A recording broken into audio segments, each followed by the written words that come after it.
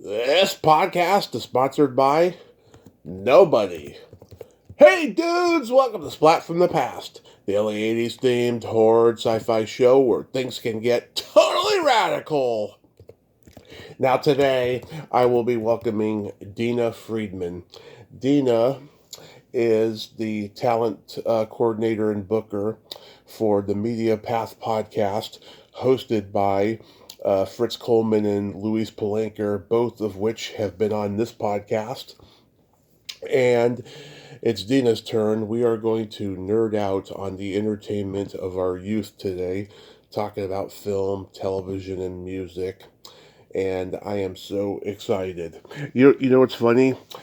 Is that Dina, she runs the Media Path social media, and I had no idea about that. And I was always getting these notifications of support for my stuff, and I thought it was Louise the whole time. Isn't that crazy?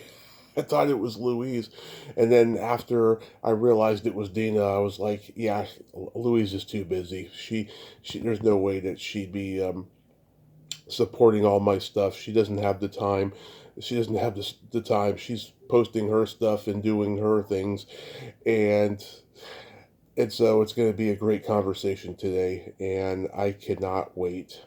I love talking to fellow podcasters that are supportive, not the mean ones who don't show support, because that is too frequent, and I've had it up to here with those ones. It's good to have support from peers. So yeah, here is my interview with Dina Friedman.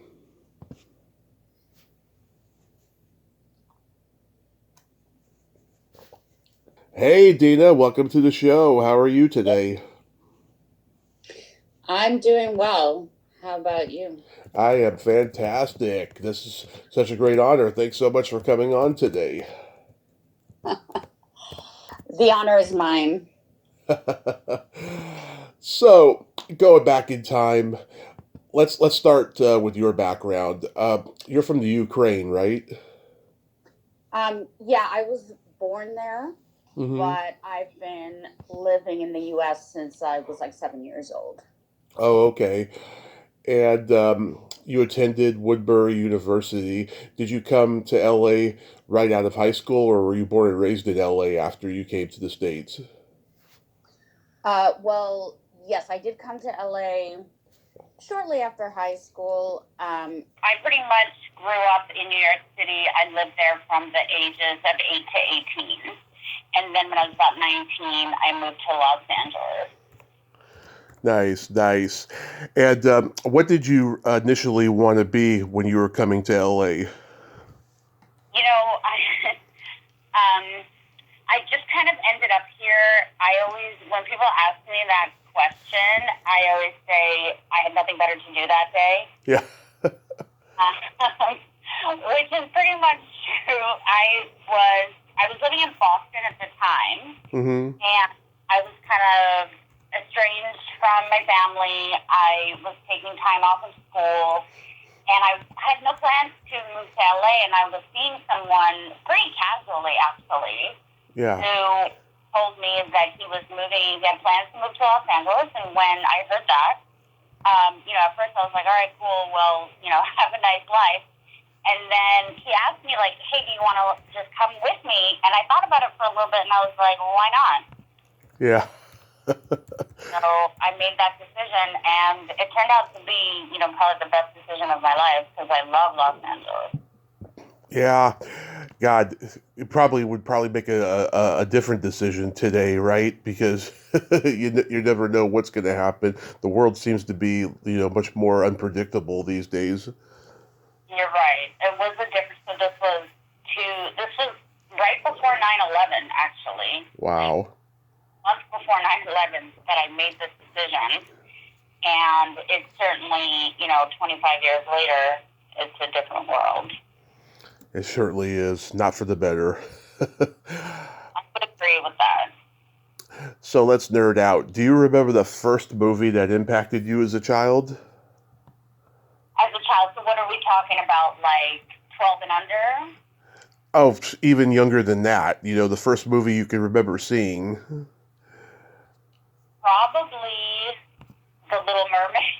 Yeah. It had to be a Disney movie. It was probably like Little Mermaid or possibly Peter Pan. hmm Wow. Yeah. Back to the Future was the first movie that impacted me. My parents used to let me look at their yearbooks, and I always had that fantasy about going back in time and finding out, why they're so fucked up and why I'm so fucked up. Well, I don't think I was that insightful as a child. um, to like, want to explore generational trauma. Like I wasn't there quite yet.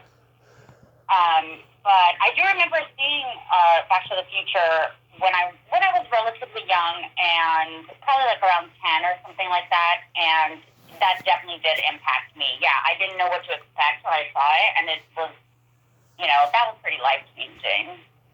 Absolutely. Yeah, I mean, it's still a great movie that holds up, and I'm glad, they're not signing away to do any remakes or reboots. Thank God, because, I like the sequels. I don't love them, but I do like them, and, I'm glad that they won't make any more. I'm very glad to. That is something that, usually I'm not that, like, kind of person who's like, oh, this is sacred, like, don't reboot it or whatever. But I hmm do feel that way about Back to the Future. Yes, absolutely. Um, like, what genre did you gravitate towards in movies when you were a kid? Was it the Disney stuff? It was definitely the Disney stuff when I was, on the younger side. Um, then,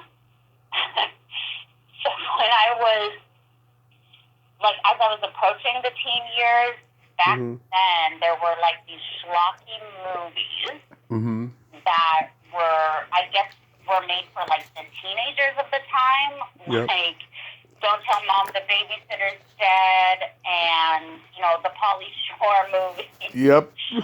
All of those kinds of things were very interesting to me when I was like 11, 12. And then as I started approaching my teens, I became interested and I almost exclusively started watching like art house, indie, foreign kind of movies. And that is what took me through my teens. Wow. Yeah, I used to go with my dad to the movies to see Pauly Shore movies. And he also took me to see Adam Sandler movies. I mean, he thought that the guys were retarded, but they made me happy. Well, that's great that you have those memories. Yeah. And just like, in this weird world now where like nothing's funny and everything, and they're not being put in theaters and everything. We don't have an Adam Sandler or a Pauly Shore anymore. I mean, they're out there working, but like, who's watching? Right. Yeah. It's more of a niche thing. Like, I think when Adam Sandler releases a movie, there's people watching it, hmm but it's not widely beloved like it was in the 90s. Exactly. It's a weird market. I mean, comedy and horror were like what I gravitated toward. Like The Shine. I was a year old. My parents showed me The Shining because they loved Jack Nicholson. They didn't love horror necessarily, but they loved Jack Nicholson, and it scared the shit out of me. And then I went back and rewatched it when I was 7, and then it became my go-to horror movie every year. At Halloween time. I watched it this last Halloween. I mean, that's how much that movie has impacted me. So you were a year old the first time you saw it? Yeah, it's funny. You always remember your destiny, and you don't know it's your destiny at the time. But like, I can remember every movie that I saw for the first time, and I can remember seeing TV shows and hearing music and stuff. That all set up my future. Right, sure. I mean, I'm impressed that you remember something you saw when you were, and your reaction to it. Like, that's amazing. Yeah. Well, you also remember the stuff that scares you too. It's funny. I met Zach Galligan from the Gremlins movies at a convention years ago, and I was telling him about how that movie, frightened me a lot when I was a kid, and yet I was obsessed with it because the humor in the movie was funny. And he said to me, "Why is it that the stuff that we always remember early on is the stuff that scares us?" And he went on this long, boring tirade about it, and then all I could follow up with was, "Mr. Galligan, can I get a picture with you?" I just, I just wasn't prepared for that conversation. Right, yeah. I don't think anyone really thinks that someone they're meeting who's like a hero, or honestly, like anyone that you're meeting for the first time is going to launch into like a heavy discussion, right? Yeah, From like that's not expected. it's not expected. What kind of comedy did you like growing up? I'm okay. So before I go on, I admit, and I completely know, that I was a snob, an all-around snob when I was a teenager. And as I got older, I started watching all kinds of movies, consuming all kinds of content. I don't have, there's nothing that I'm like, quote unquote, too good for. But when I was younger, it was very much like I had to be kind of fancy pants and hoity-toity and everything. Right. And I liked British comedy. Ah, I watched Britcoms, which is like, it's like when you're like a 15-year-old, you're watching a show like Keeping Up Appearances. Like, it's kind of weird. Like, the demographic mostly for watching those kind of shows on PBS was like 50 and above. yeah. And I was like the one teenager watching it. But that's the kind of stuff that I was into. That's what made me laugh. Yeah, I love Monty Python and Mr. Bean and Benny Hill and Are You Being Served and stuff like that when I was a kid. Those were all Yeah, great. is what first got me into British comedy. Hmm. Yeah, I mean, I was a huge Mr. Bean kid. Huge. I mean, me and my dad used to watch him over and over again. And he just cracks me up to this day. Um, Yeah, I mean, I loved Mel Brooks, Neil Simon, Woody Allen, Blake Edwards movies, like the Pink Panther movies, um, all the old comedy teams, Martin and Lewis, Three Stooges, Marx Brothers, all of that stuff I was into. I was a Gene Wilder and Dudley Moore kid. In fact, Arthur is my middle name because of Dudley Moore. Oh, wow. Yeah. Is your full name Thomas? Yes, Thomas Arthur Kovac Jr. Yeah, my son's middle name is Thomas. Yeah, I hate being called Thomas, though. I really do. Well, that's okay. I think most people probably call you what you prefer to be called. Tommy, because that's why, yeah, because my mom would call me that when I was doing something bad, and she wanted me to come right to her, and I always hated that name. um Right. A bad association with yeah.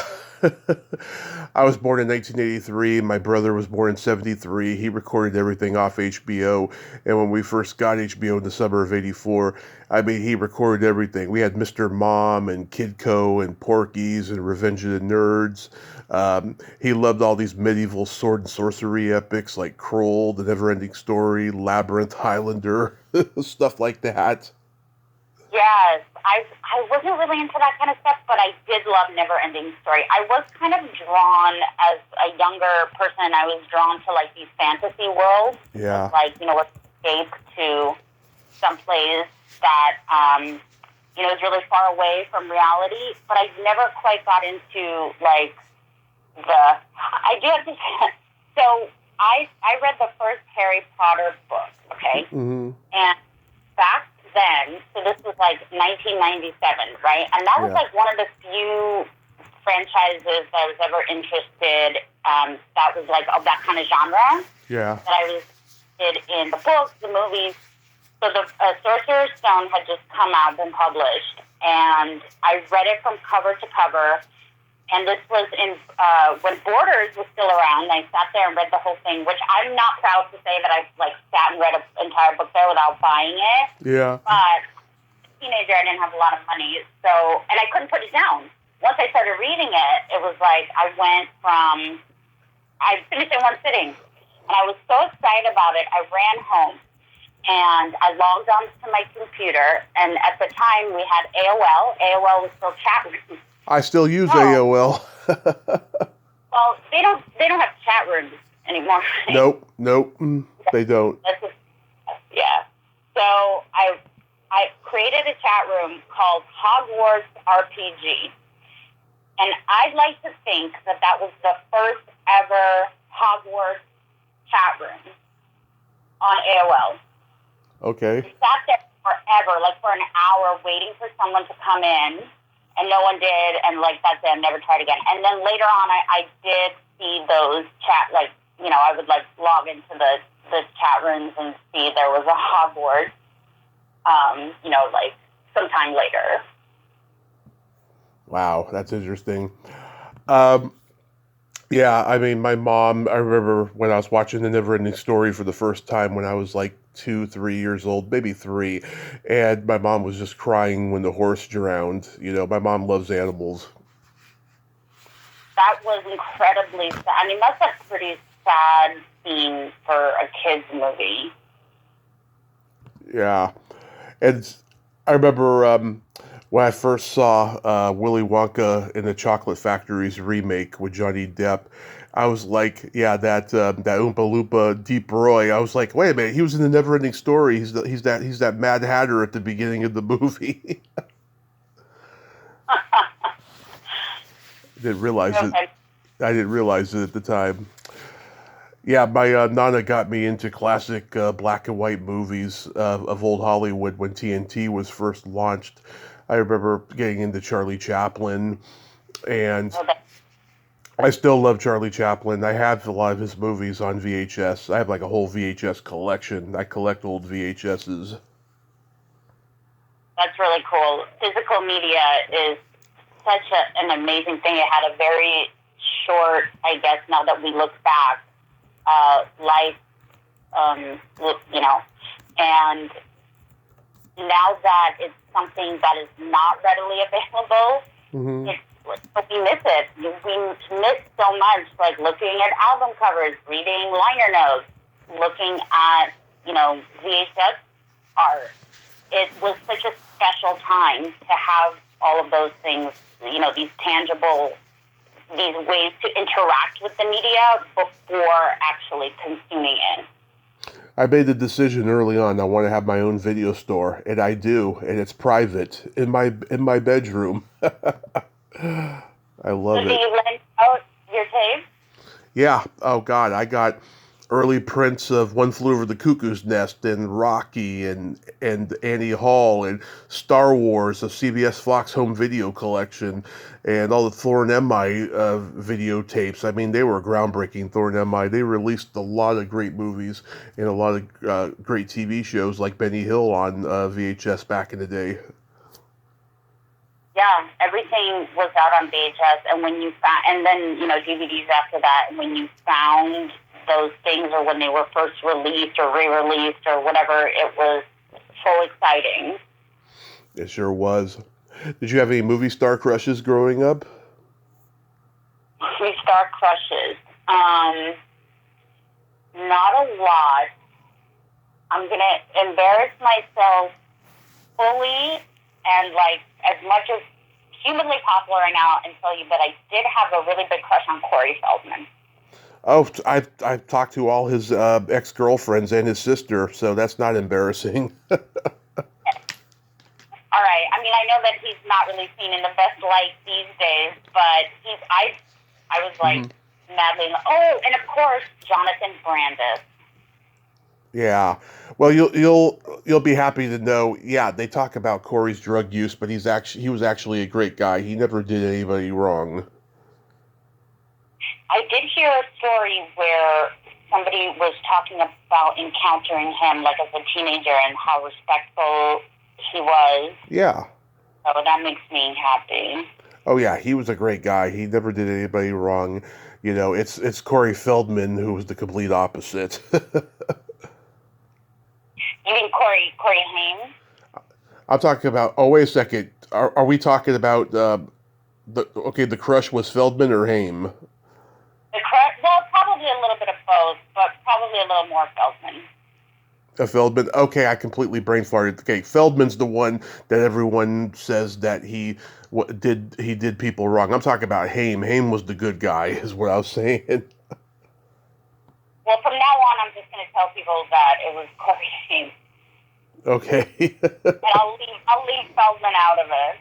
I have a story about meeting Corey Feldman, but I can't tell it. I've told it before without naming names. It's pretty funny and pretty politically incorrect. But like, yeah, when I was growing up, I had crushes on like Cary Grant and Natalie Wood and all the '80s movie actresses that I've come to interview and get to know and stuff, which is it's pretty surreal. Yeah, it totally is. You know, I've met some people that were like a part of my sort of coming of age, and to meet them as an adult in person is like you feel like you're in a dream or something. Yeah, it's crazy. I've gone to conventions and meet them and stuff, and yeah. Did you go to the drive-in at all? No. No. That's a regret that I have, that I grew up in New York City. Yeah, there's no drive-ins. Drive-ins. There might have been at some point in the outer borough. I mean, I did live in Brooklyn and then for a little while in Staten Island. But at the time, I believe there was no more drive-ins in New York. Right. In the New York area. And, maybe like in New Jersey and stuff. But that's something that I never experienced and that I always regretted, that was not like something that I got to see for myself. How about you? Have you been to, I'm sure you... Oh, since the age of 2. Yeah, my parents took me to see Rambo 2 and Weird Science when I was 2 years old. And then starting at the age of like 3.5, they stopped taking me to the drive-in for a few years because it got to a point where I was either falling asleep in the back seat or I was getting out of the car and knocking on windshields. Right. Yeah, that happened right around 2 or 3, where it's a little more difficult to keep your kid just kind of quietly sitting there. Yeah. And I remember, like, the first time I ever saw Charlie Chaplin, my mom had to go complain about something at the snack bar, and she took me with her, and there was a stand-up cardboard poster of Charlie Chaplin. It was like Bagley's Cookies ad, and I was like, "Hey, Mommy, I want a cookie just like that man has." And she's like, "You don't get a cookie, I'm mad." Aww. Yeah. That's pretty funny, but it didn't scar me or anything. It's just like when Charlie Chaplin's movies started playing on TNT as part of the festival, the TNT Charlie Chaplin movie festival. Like, I don't know, there's something about it. I just fell in love with Chaplin. Yeah, he's amazing. And actually, so my parents did not grow up in this country. Right. And as a result, they, like, the way that your parents were able to introduce you things from pop culture that they grew up with or they experienced firsthand, my parents weren't able to do that. But the one thing that they did introduce me to or, like, have a personal experience with was because Charlie Chaplin movies were allowed to be viewed in the USSR. Right. So he was kind of beloved, actually, and so that is something that they kind of, told me about. Yeah. Well, it's funny. I heard an interview with Harold Lloyd's granddaughter, and she said that her grandfather did not like TV, and so he did not license his movies out for TV for TV to show his movies or to be on home video, and she said he really screwed over generations of fans. You know, a lot of people had to discover his stuff on YouTube like in the last 15 or 20 years now, you know. And I was like, yeah, I never saw a Harold Lloyd movie growing up. I mean, he's hanging off the clock tower. I knew about that movie. Safety Last is the name of it, but that was about it. Yeah, wow, that's so interesting to think about that, like, his personal bias affected so much of his legacy and also, you know, kind of robbed younger generations of that wonderful experience. Well, I talked to a historian about Will Rogers, and his movies never showed on TV, and that may have been by design because a lot of the network guys were very conservative, and he was very liberal, and he was very much a troublemaker in that situation. I never saw Buster Keaton movies either, except for the Beach Party movies he was in later. You know, I discovered those on YouTube as well. Yeah, it's weird how a lot of silent movie stars didn't get seen after they died. Fatty Arbuckle, I can't even tell you a Fatty Arbuckle movie I haven't seen yet. You know, it's crazy. Yeah. So, getting into television, did you watch a lot of sitcoms growing up?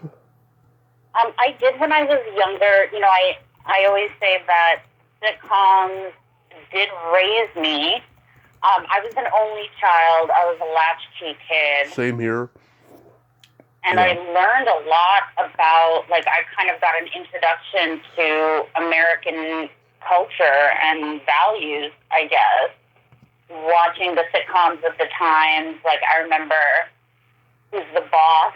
That was a favorite of mine. Mm-hmm.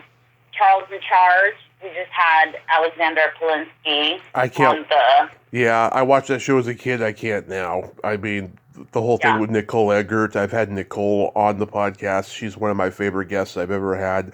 And she didn't seem like she wanted to rehash a lot of Bayo stuff, you know, so I kept it, you know, very minimal, I'll tell you. Sure, yeah. I mean, Alex was the same way. He did not really want to talk about that specific thing. You know, he talked more broadly about working, you know, in show business and being on the Universal backlot and stuff.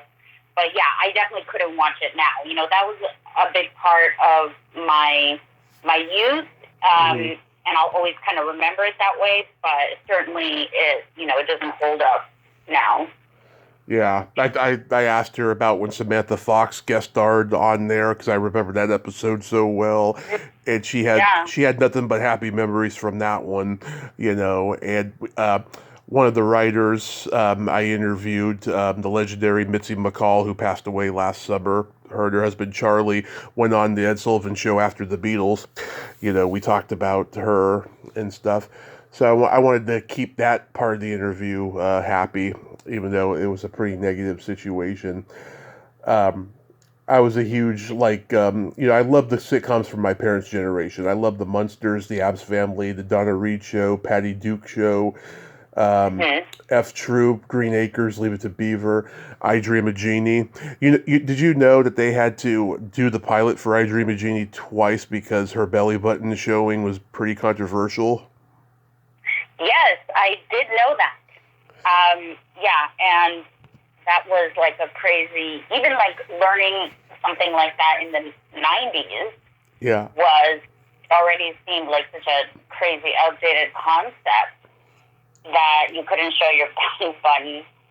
But yeah, I did watch, so nothing really like, none of the black and white shows except for Lucy. Oh yes, Lucy, yep.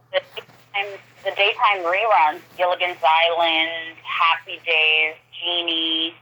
I loved all that stuff. Bewitched, of course. Bewitched, yep. Yeah, they broke that no belly button rule on Star Trek. Barbara Luna and Nichelle Nichols broke that. I talked to Barbara about that a few years ago, and then Gene Roddenberry did a pilot called Genesis 2, where Marion Hartley had two belly buttons. So you can credit Gene Roddenberry for breaking the no belly button rule on TV. Cool. I didn't know that. That's an interesting fact. Yes. And I'm such a belly button aficionado. Like, I could tell you any specific TV shows or movies that has a belly button in it or referenced. Oh my. Yep. So, like, if I name a movie, you can tell me if there's a belly button in it or not? Oh, yeah. Oh my gosh. I'll have to think of something. Okay. Yeah, I was a huge I Love Lucy fan. I'm trying to get Lucy Arnaz on here. And I'm trying to get her on our show, too. That would be so cool. it's funny. I seen her on a few Zoom podcasts now, and I see her on the Dick Cavett show when she was 20. She has never changed. She still talks exactly the same way. She loves to talk. She loves to show interest in the other person, or what's going on in her surroundings. She has never changed. That's great. Yeah, she seems like a really wonderful lady. Yeah. It's funny how the arc of sitcoms changed in such a short amount of time, because in the 50s you had these squeaky clean, wholesome, white family sitcoms, whether it's Father Knows Best, Make Room for Daddy, or Leave It to Beaver. And in the 60s you get the high concept fantasy shows like all the ones I mentioned and you mentioned. Mm-hmm. And then by the 70s, sitcoms become social commentary. Norman Lear, Gary Marshall, James L. Brooks, and James Comack. Those guys really changed sitcoms in the 70s. Yes, absolutely. Yeah, that's an interesting trajectory. I guess, now that you bring up that point, I was probably never really interested in the sitcoms of the 50s because it was just, I think it just felt so outdated and a little bit dull Yeah. to me. And I couldn't really at the time appreciate it for, its place in pop culture history, shows like Donna Reed and stuff like that. Yeah. And the 60s were so wacky, I think that's, the Monkees, like all those kind of shows are like instantly attractive to kids because they're like kind of zany concepts. And then, of course, like you mentioned, then the social commentary shows, that really changed everything. Oh, yeah. I mean, God, I was a huge Monkees fan. They were my first, probably one of my first concerts. I saw them at Candlestick Park, only three of them. Michael Nesmith wasn't there. And they drove off the field in a Cadillac. Oh, my gosh. How cool. Yeah, Davey was an early crush of mine. I was a Batman kid. My favorite monkey was Peter. Yeah. When I liked. Well, I heard at autograph shows he was nice to all the girls, but he was a jerk to all the guys. Yeah. I was a Batman kid. I interviewed Burt Ward. Oh yeah, we tried to get him on our show. What was it like talking to him? Okay, so in recent years, I have heard all these stories about him being cocky on set on Batman and being not the greatest to work with and stuff. I can see a little bit of it. Like, okay, so we were scheduled for a Wednesday, so I make the call, and he starts screaming, not at me, just because his publicist had done this to him a few times before, where he couldn't do interviews on Wednesday. He told me why, which I won't reveal. It was actually pretty sad. It brought a tear to my eye.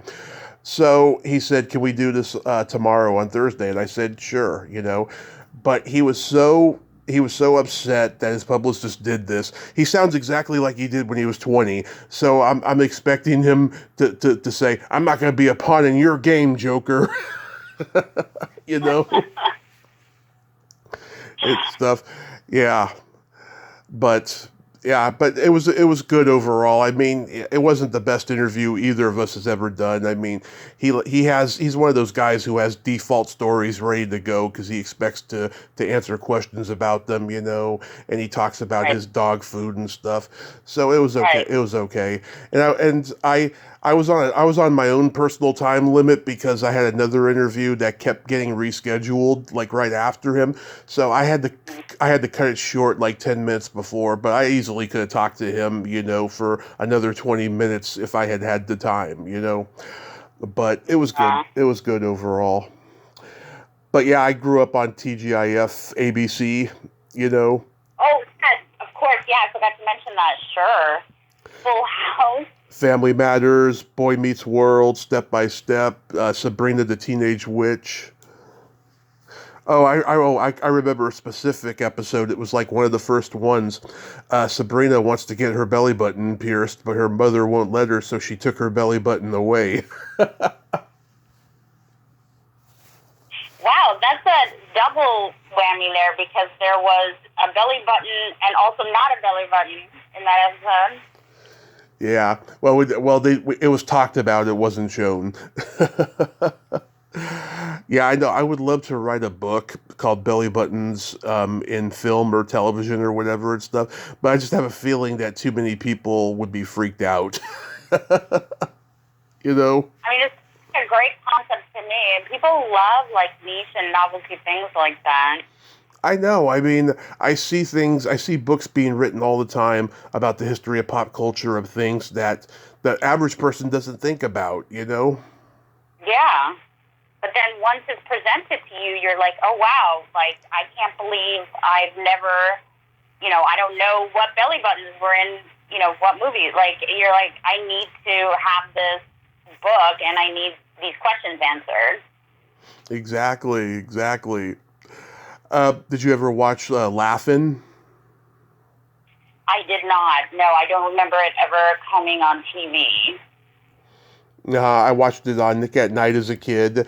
They cut it down to 30 minutes, which was smart because I've seen the full-length episodes. Not every joke works, I'll tell you. I do remember watching Nick at Night. hmm That was fun. I loved Get Smart. Yeah. Did you ever see Lancelot Link Secret Chimp? No, I don't think I've ever heard of that.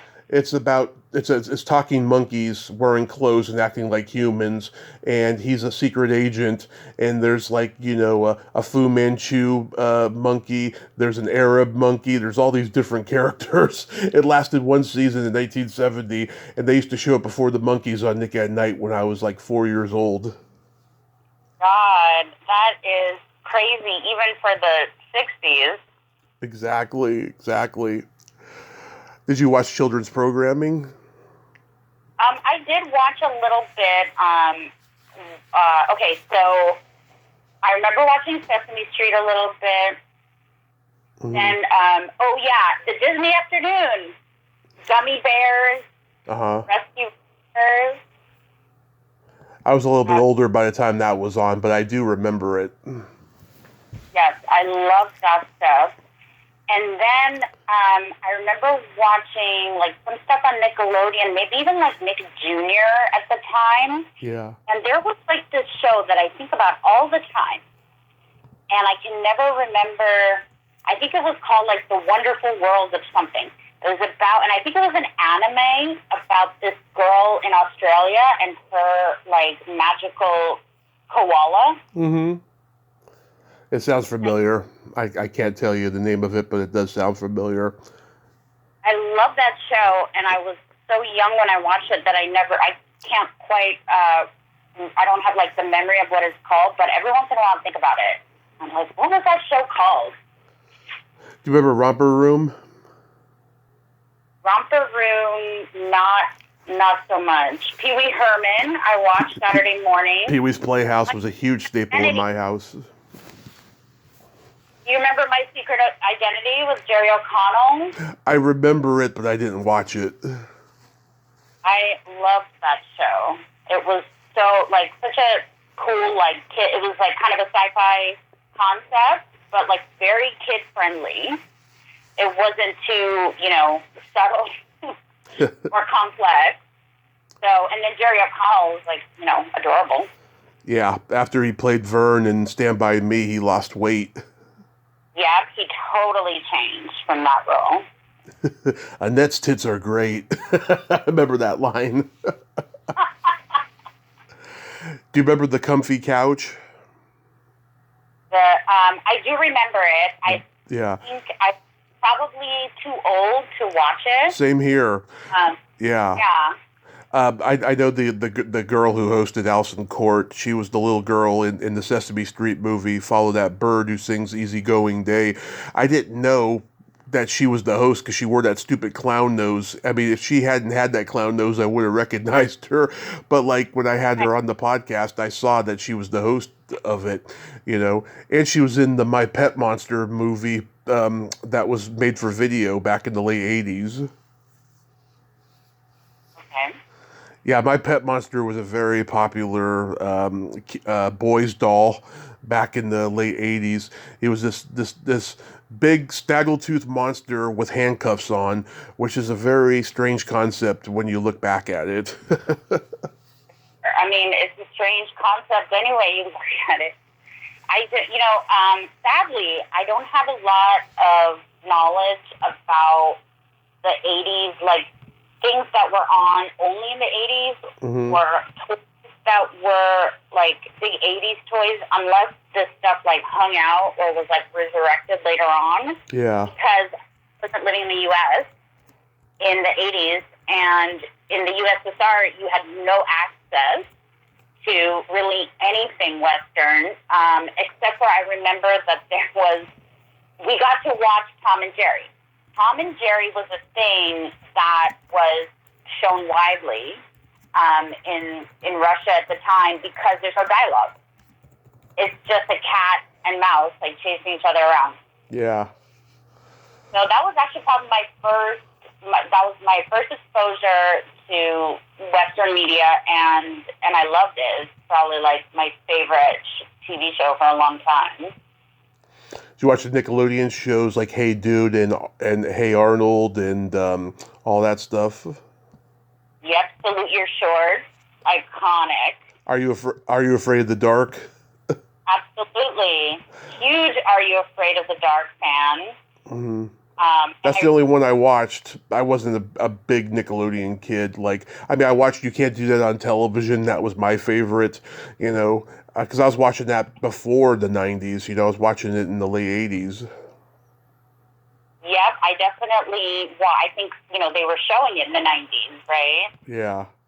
Like rerunning it, yeah, because I do remember watching it, and that was a fun show. I loved Salute Your Shorts. That was probably like my favorite live action Nick show, but that was followed closely by Are You Afraid of the Dark?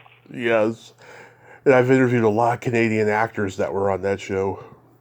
Yeah, I would love to have Jules Stady on our show. Mm-hmm. Because she had that great career of she was on Are You Afraid of the Dark? I think a few episodes. Yeah. And she Firefly, which is such a cult. I'm sure you know. Mm-hmm. Cult classic. Oh yeah, Ren and Stimpy, Rugrats. Yes, definitely love that stuff. It's interesting, when all that stuff was on, I was at an age where I was still interested in animated stuff, but I was also kind of starting to get more into, more adult, not necessarily, fully adult, but, more adult kind of media. Right. So that was, an interesting, when I look back on it, it was kind of a cool time to be a kid, because there was, there wasn't, what I remember is that in the, right in the early 90s, there was all this stuff that started coming out aimed to kids and also teens. Before, maybe Beverly Hills 90210, there wasn't a lot of stuff even for teenage viewers, specifically on TV. Mm-hmm. And I remember, people would watch Roseanne, right? Oh, yeah. Yep. Roseanne. Adults watched it, obviously, but kids kids watched it too because it was like one of the few opportunities to see like teenagers on TV with the kids.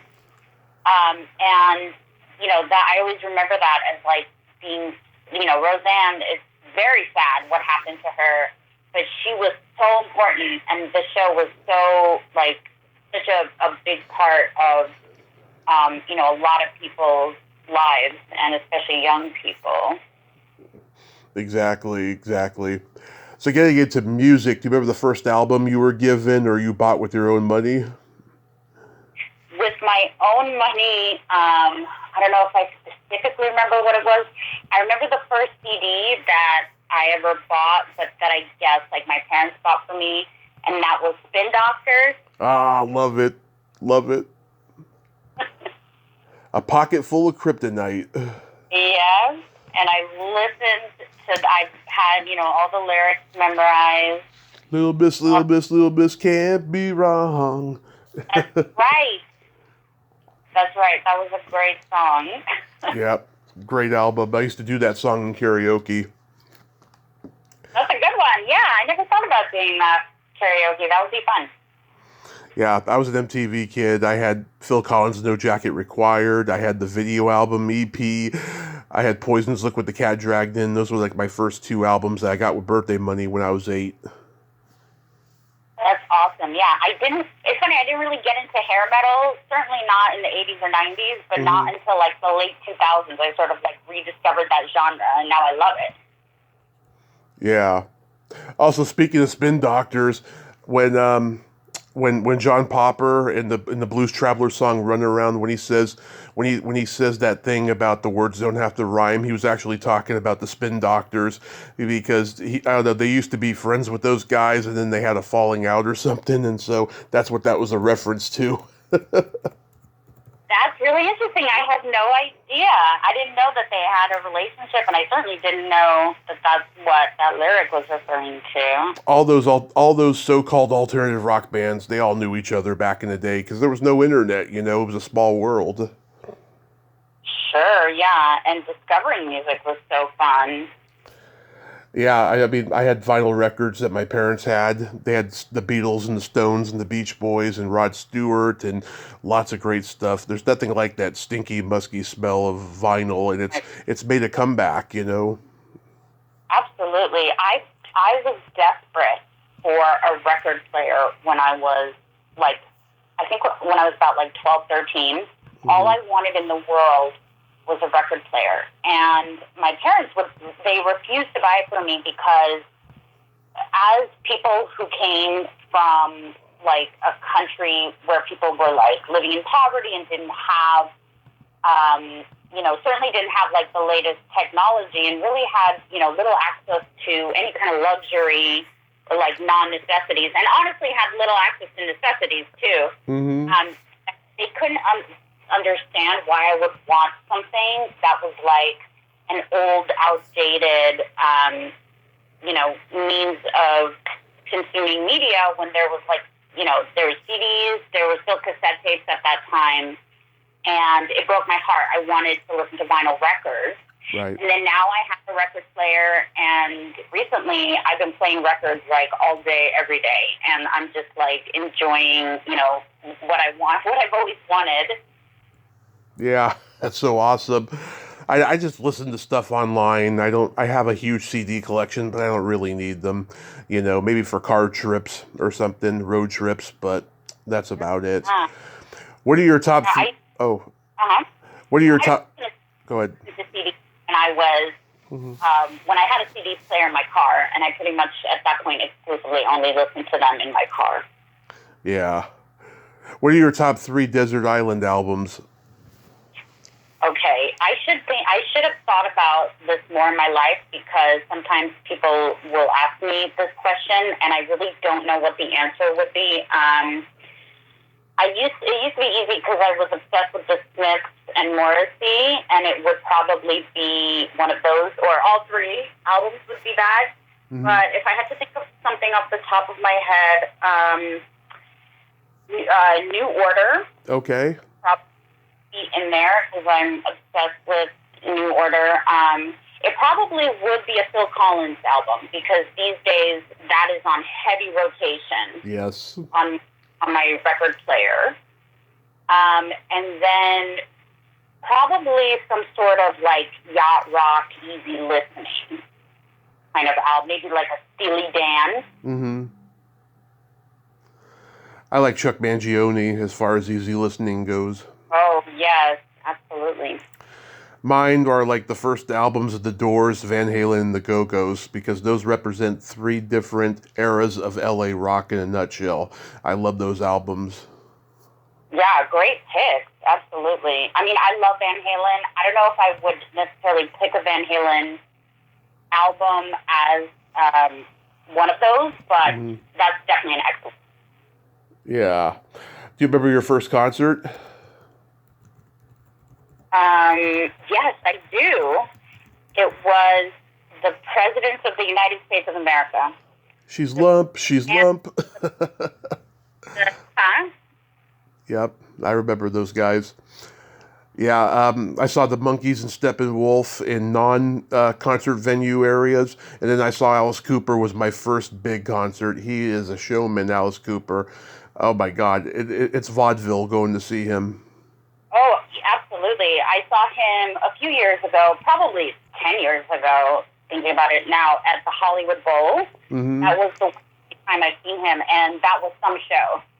Yeah, God. How did he die at the end? Do you remember?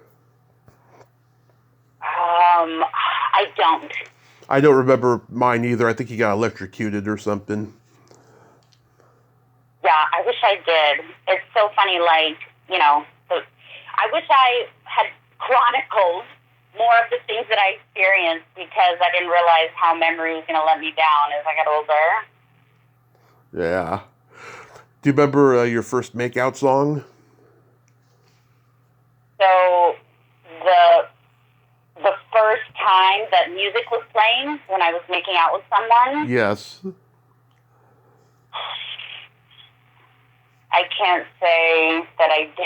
That's definitely not something that I clearly remember. I do remember making out once to the Bell and Sebastian album. Okay. The Arab Rap.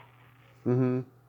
I do remember that being on definitely during a makeout session, but I can't remember the very first one. Mine was Janet Jackson's Love Will Never Do Without You. Nice. Very nice. It was very nice. You know, it led to my first heavy petting experience, too. Great. Even better. Yeah. It was mystical, I'll tell you. Did you play a lot of board games growing up? I wouldn't say a lot. Like, I loved board games. I remember, is Operation considered a board game? I think it is, right? Yeah, I consider it. Yeah. I liked Operation because I was an only child, so that was something you could play alone. Oh, yeah. There was also Clue was my favorite. Sorry, Battleship, Light Bright, Candyland, which I never understood the appeal of that game. It's a real girls' game, I think. Honestly, I didn't love Candyland either. I did really like Battleship. That was a fun game. Battleship is fun. Have you ever played Cards Against Humanity? Sure, yeah. It was like a big thing like 10, 15 years ago, and it's really fun to play that. I actually have thought about recently, having like a game night. But my husband has an extreme hatred for any kind of games, board games, card games, charades, anything like that, he despises. So he's like, you can have a game night, but I'm going to be out of the house that evening. Yeah, you remember the game Twister? Yes, I think I probably played it once or twice. Yeah, because I do remember contorting myself. Yeah. Yeah, I can imagine there are probably people who have been injured playing that game. Absolutely. I talked to a sex educator. She said Twister is a great training ground for the 69 position. That's so true. I know you don't think about that thing. It's Well, I think if you can handle Twister, you can definitely, 69ing will be cake. exactly. I'm a big guy, so I don't want to try 69. I think I'll get injured. There's certain things that after a certain age, I think like probably are best left alone. Exactly. So how did you meet Fritz and Louise and become the talent coordinator and booker for MediaPath?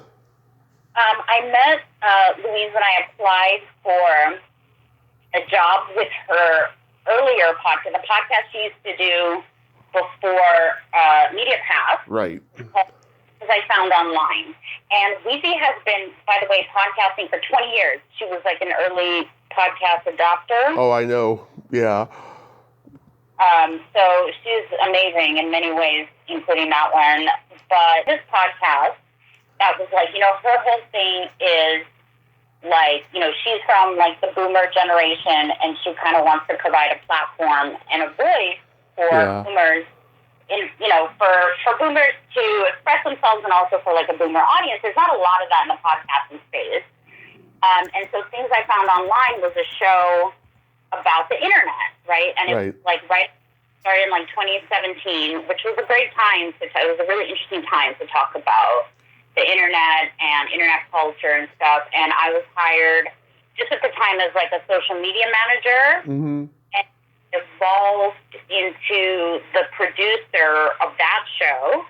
And then when Fritz Coleman is a local LA personality, and he retired from NBC after like 4 decades of being and she snagged him up to do this podcast, and then I was the producer, still doing social media, and also became the talent coordinator for MediaPath. Wow.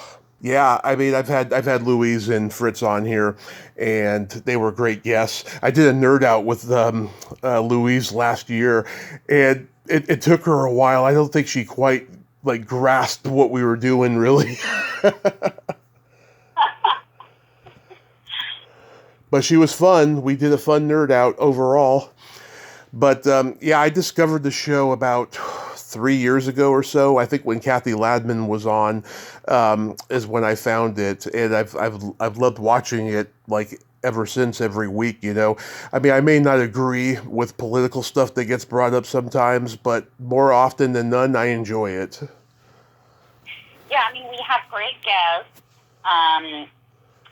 Fritz and Weezy are, I mean, I'm biased, but I honestly believe that they're some of the best interviewers, ever. Yeah. And, we interview a lot of, like, pop culture icons, people who've been around since, like, the 60s, 70s, some from even before that, and they'll regularly say after the show, like, wow, that's, like, one of the best interviews I've ever done. Mm-hmm.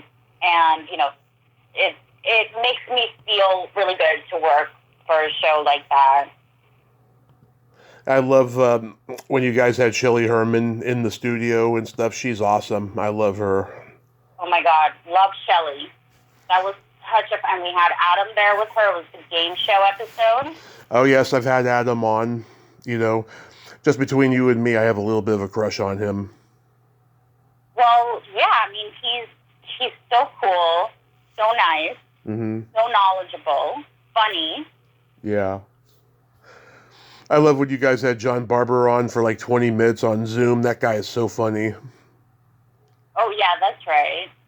He said some stuff in the 70s you could not get away with today. I remember he was on a Dean Martin roast for Red Fox, and he said, Red doesn't know any equals, only superiors. Wow. That guy has balls. Yeah. So, I mean, you've mentioned a few people, but like, who would you like to have on in 2025? Well, we'd love to have Henry Winkler back on again. He has been on the show. Right.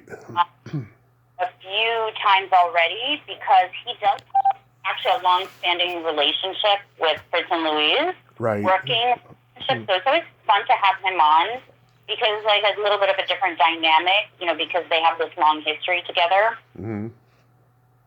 So we'd love to have him back. And then I have a few really cool guests in the works. I don't really like to talk about anything because I have this like superstition, like I don't like to jinx things. Mm-hmm. So I don't like to talk about things before, they're finalized. Yeah. But there are, some pretty exciting guests that we have coming up. And actually someone who's booked, I'm just going to go ahead and say it because such a cool guest. We do have Rick Springfield coming up in March. Oh my God! How did you manage to get him?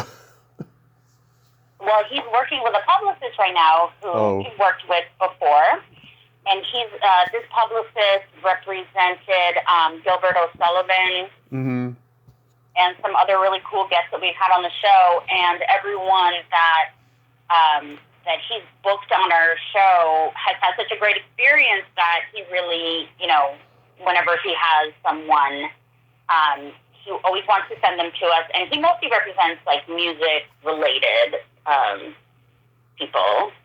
Yeah. Musicians are a little bit harder to get on the show. I mean, I have one tomorrow, and I've got one next week. These are the first ones I've had since the year started. Last year, I didn't have a really good year with musicians, but in the previous year, starting in 2019, onward, I did. It just, I don't know, persistence and just, persevering basically is what got me to it, though. But, I've been lucky since day one with actors.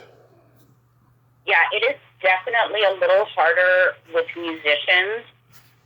It's kind of a different thing. Like I don't think that, I feel like musicians are a little bit, hold things a little closer to the vest.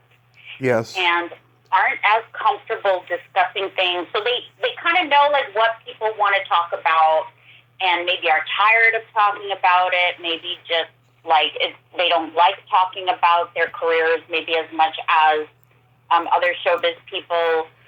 But, it's kind of like I said, Fritz and Weezy they're going to ask questions that people have probably not been asked before. So I'm like, my job is to get them on the show. So I'm like, I'm going to do whatever I can to get them on because I know once the interview has begun, they're going to see that it's not like what they're used to.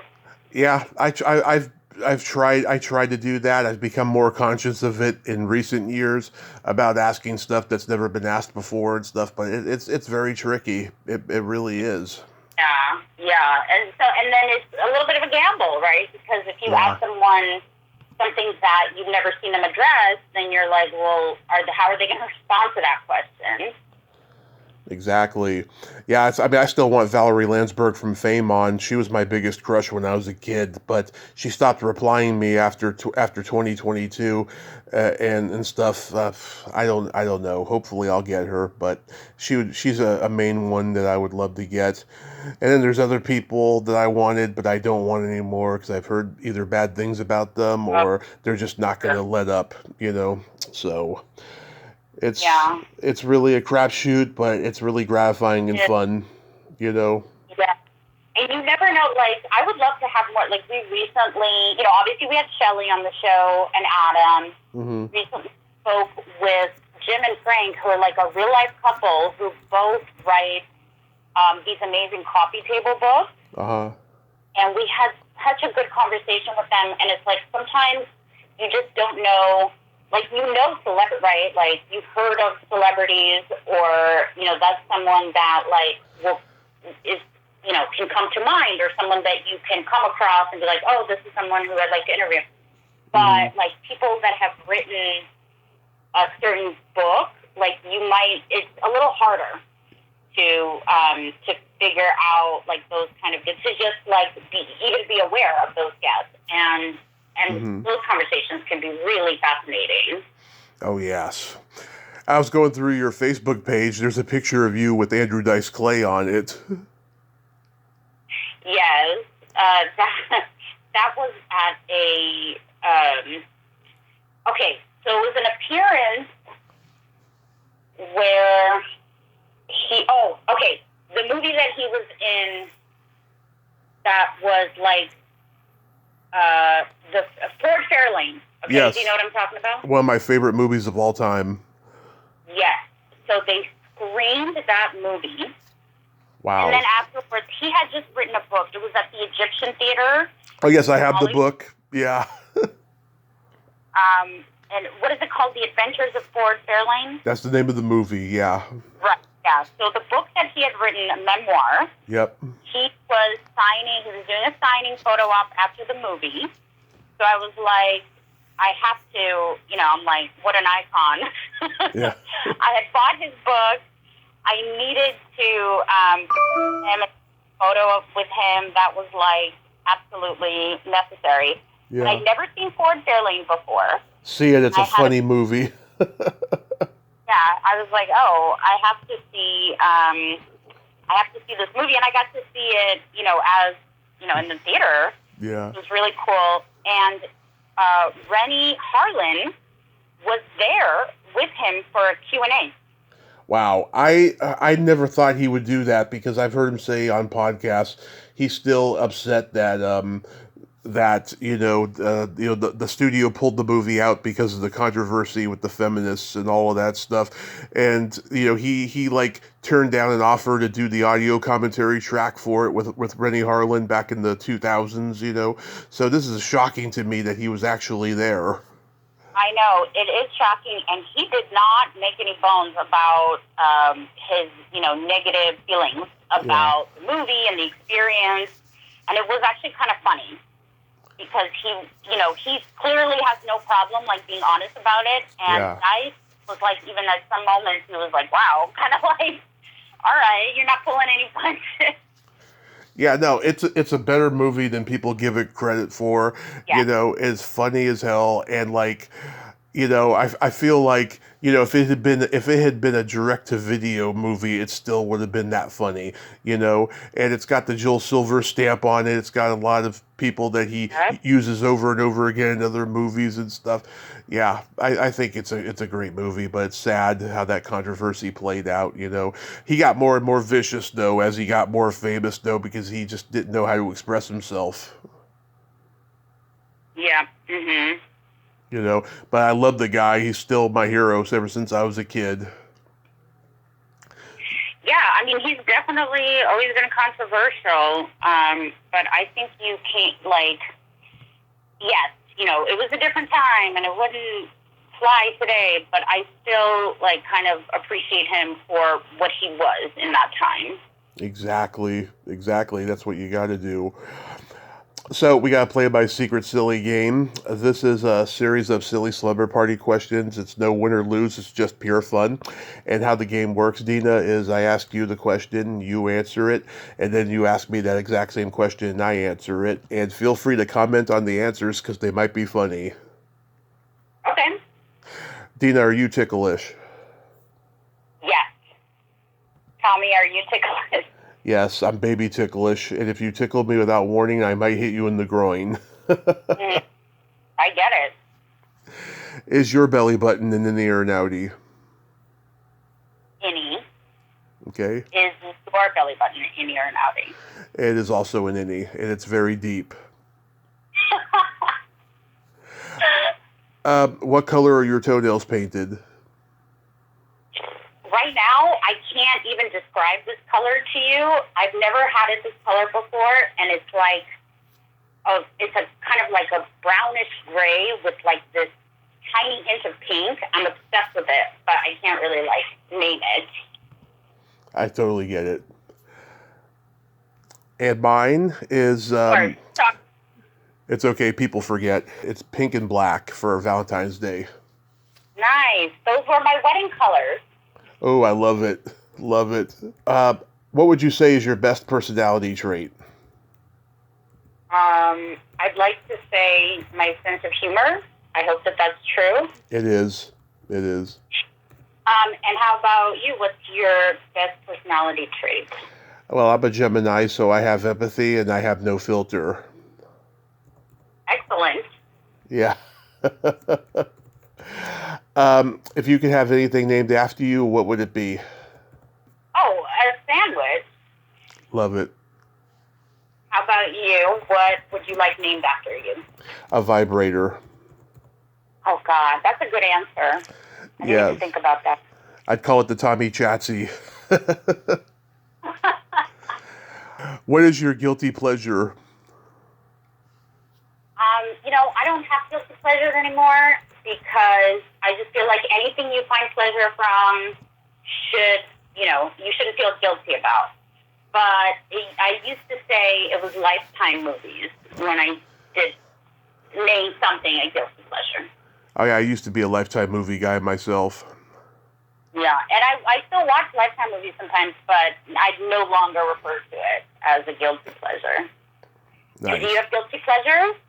Yes, I love eating pizza and watching a raunchy sex comedy movie. Excellent. Yeah, I don't think you have any reason to feel guilty about that. No. And then my favorite question, is there a stinky smell that just makes you gag? I'm sure that there is. This is not something that I have really thought about before. I'm going to say something boring, like sewage, I don't know, vomit, like, I can't think of anything. Like, there's no, like, food or anything like that that I'm offended by. Okay, that's fine. How about yours? Either farts or feet. Okay, fair enough. Yeah. Oh, here's a joke for you. What do you call a boy that doesn't masturbate? Is the answer, like, a girl or something? A liar. A lie. Oh, right, yeah. Everyone guesses a girl. Everyone does. Which is such a sexist thing because, like, girls masturbate, of course. Yeah. Dina, thank you so much for coming on today. This was fantastic, and I hope you have a great rest of your day. Be safe out there, and I will continue watching Media Path every week. Thank you so much. This was a lot of fun, and thank you so much for supporting Media Path. We really appreciate it. Absolutely. You have a great day. Thank you, too. Thank you.